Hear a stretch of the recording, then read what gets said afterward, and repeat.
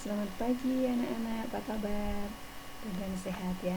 Nah, pada hari ini kita akan melanjutkan pelajaran kita bab yang ke-6, yaitu tentang Salomo, Raja Bijaksana. Sebelumnya, marilah kita awali belajar kita hari ini dengan doa pembuka. Dalam nama Bapa dan Putra dan Roh Kudus. Amin. Allah Bapa yang Maha Baik, Engkau senantiasa mendampingi umat pilihan-Mu dengan penuh kebijaksanaan. Pada kesempatan ini kami akan belajar mengenal kebijaksanaan-Mu lewat tokoh Salomo. Bantulah kami agar pengenalan akan tokoh Salomo membantu kami untuk semakin pandai dalam memilih yang baik, sehingga kami tumbuh dan berkembang sesuai dengan rencana-Mu. Demi Kristus penasihat kami. Amin. Dalam nama Bapa dan Putra dan Roh Kudus. Amin. Nah, anak-anak yang terkasih, di dalam hidup kita seringkali menghadapi sebuah pilihan hidup. Dan ketika kita menghadapi sebuah pilihan hidup, kita banyak membutuhkan waktu untuk mempertimbangkan. Kita harus perlu mengambil sebuah keputusan dengan bijaksana dan benar. Nah, apa itu bijaksana?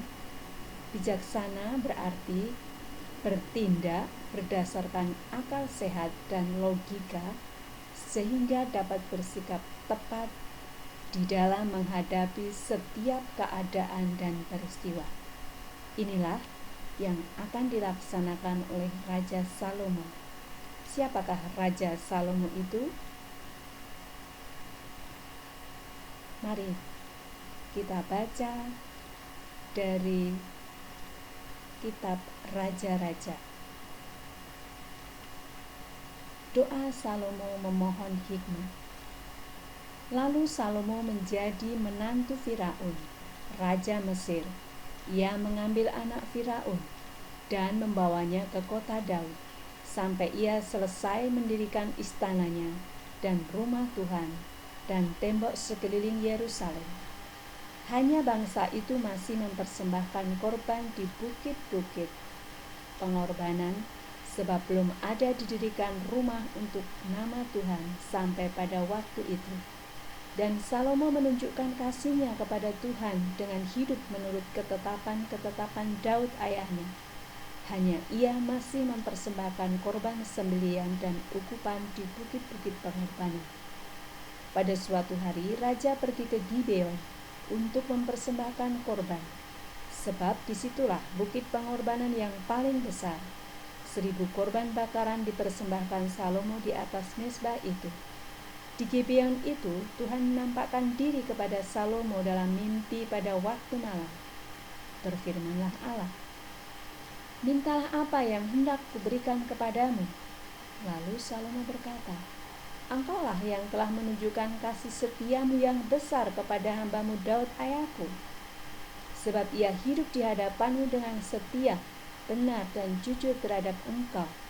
Dan engkau telah menjamin kepadanya kasih setia yang besar itu dengan memberikan kepadanya seorang anak yang duduk di tahtanya seperti pada hari ini.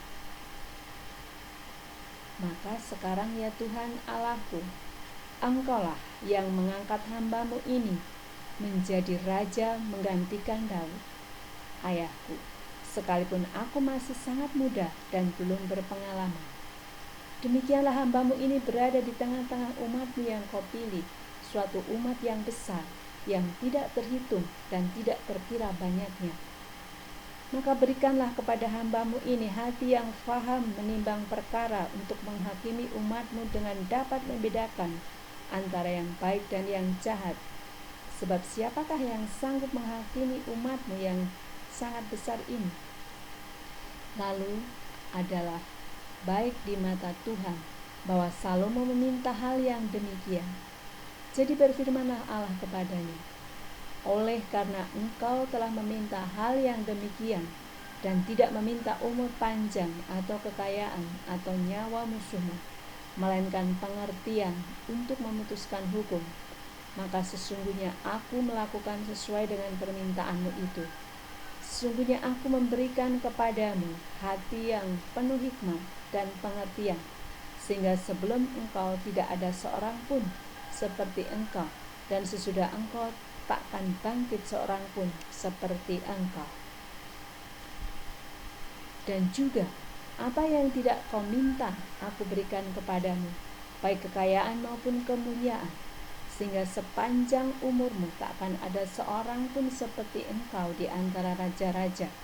Dan jika engkau hidup menurut jalan yang kau tunjukkan dan tetap mengikuti segala ketetapan dan perintahku, sama seperti ayahmu Daud, maka aku akan memperpanjang umurmu. Lalu terjagalah Salomo. Ternyata ia bermimpi. Sekembalinya ke Yerusalem, berdirilah ia di hadapan tabut perjanjian Tuhan. Dipersembahkannya korban-korban bakaran dan korban-korban keselamatan. Kemudian ia mengadakan perjamuan bagi semua pegawainya. Hikmat Salomo pada waktu memberikan keputusan. Pada waktu itu masuklah 2 orang perempuan Sunda menghadap raja. Lalu mereka berdiri di depannya. Kata perempuan yang satu, "Ya tuanku, aku dan perempuan ini diam dalam satu rumah, dan aku melahirkan anak, dan waktu dia ada di rumah itu. Kemudian pada hari ketiga sesudah aku, perempuan ini pun melahirkan anak. Kami sendirian, tidak ada orang luar bersama-sama kami dalam rumah. Hanya kami berdua saja dalam rumah. Pada waktu malam anak perempuan ini mati karena ia menidurinya. Pada waktu tengah malam ia bangun, lalu mengambil anakku dari sampingku. Sementara hambamu ini tidur, dibaringkannya anakku itu di pangkuannya, sedang anaknya yang mati itu dibaringkannya di pangkuanku. Ketika aku bangun pada waktu pagi untuk menyusui anakku, tampaklah anak itu sudah mati. Tapi ketika aku mengamati dia pada waktu pagi itu, tampaklah bukan dia anak yang kulahirkan." Kata perempuan yang lain itu, "Bukan, anakkulah yang hidup dan anakmulah yang mati." Tetapi perempuan yang pertama berkata pula, "Bukan, anakmulah yang mati dan anakkulah yang hidup." Begitulah mereka bertengkar di depan raja. Lalu berkatalah raja, yang seorang berkata, "Anakkulah yang hidup ini dan anakmulah yang mati." Yang lain berkata, "Bukan, anakmulah yang mati dan anakkulah yang hidup." Sesudah itu raja berkata, "Ambilkan aku pedang." Lalu dibawalah pedang ke depan raja. Kata raja, "Penggalah anak yang hidup itu menjadi 2, dan berikanlah setengah kepada yang satu dan yang setengah lagi kepada yang lain." Maka kata perempuan yang mempunyai anak yang hidup itu kepada raja, sebab timbullah belas kasihannya terhadap anaknya itu, katanya, "Ya tuanku, berikanlah kepadanya bayi yang hidup itu, jangan sekali-kali membunuh dia." Tetapi yang lain itu berkata, "Supaya jangan untukku ataupun untukmu, penggalah." Tetapi raja menjawab, katanya, "Berikanlah kepadanya bayi yang hidup itu, jangan sekali-kali membunuh dia. Dia itulah ibunya." Ketika seluruh orang Israel mendengar keputusan hukum yang diberikan raja, maka takutlah mereka kepada raja, sebab mereka melihat bahwa hikmat daripada Allah ada dalam hatinya untuk melakukan keadilan. Nah, anak yang terkasih, kesimpulan dari cerita kitab suci adalah bahwa Raja Salomo meminta kepada Tuhan hati yang bijaksana daripada sebuah kemuliaan. Mengapa? Karena kemuliaan bisa diperoleh dari kebijaksanaan hati. Oleh karena itu, kebijaksanaan diperlukan di dalam hidup kita